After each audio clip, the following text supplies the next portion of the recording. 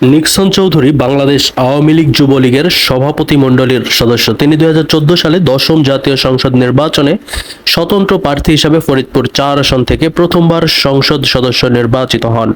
2018 সালে একাদশ জাতীয় সংসদ নির্বাচনেও তিনি ফরিদপুর 4 আসন থেকে স্বতন্ত্র প্রার্থী হিসেবে সংসদ সদস্য নির্বাচিত হন। মুজিবুর রহমান চৌধুরী 1999 সালে প্রেম করে কানাডা প্রবাসী মুনতারিন চৌধুরীকে বিয়ে করেন।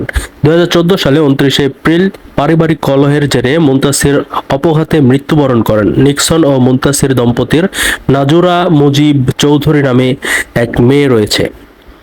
নিক্সন চৌধুরী 2016 সালে আনোয়ার হোসেন মঞ্জুর মেয়ে দৈনিক ইত্তেফাকের প্রকাশক তারিন হোসেনকে দ্বিতীয় বিয়ে করেন। নিক্সন ও তারিন দুজনেই এটি দ্বিতীয় বিয়ে। তারিন বাংলাদেশের আওয়ামী লীগের তথ্য ও গবেষণা বিষয়ক উপকমিটির সদস্য।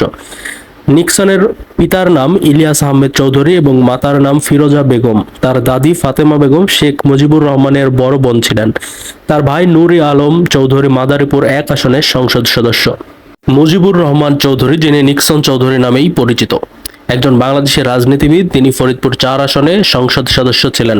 2024 সালে অসহযোগ আন্দোলনের পর রাষ্ট্রপতি মোহাম্মদ শাহাবুদ্দিন জাতীয় সংসদ বিলুপ্ত করলে তিনি সংসদ সদস্য পদ হারান। নিক্সন চৌধুরী যেহেতু শেখ পরিবারের সাথে রিলেটেড বা সম্পর্কিত, সেহেতু সেই দাপটে চলাফেরা করতেন এবং ফরিদপুরে সবচেয়ে হেভিওয়েট প্রার্থী জাফরুল্লাহ সাহেবের বিরুদ্ধে নির্বাচনে প্রতিদ্বন্দ্বিতা করেন এবং বিপুল ভোটে জয়লাভ করেন।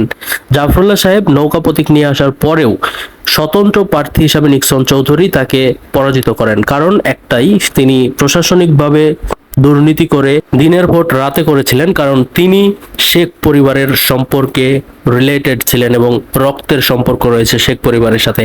আর এই বাংলাদেশের রাজনীতিকে বিরাজনীতিকরণের জন্য শেখ পরিবার সম্পূর্ণরূপে একত্রিত হয়ে মাঠে নেমেছিল এবং তারা বিগত 15 বছর স্বৈরতান্ত্রিকভাবে বাংলাদেশ শাসন এবং শোষণ করেছে।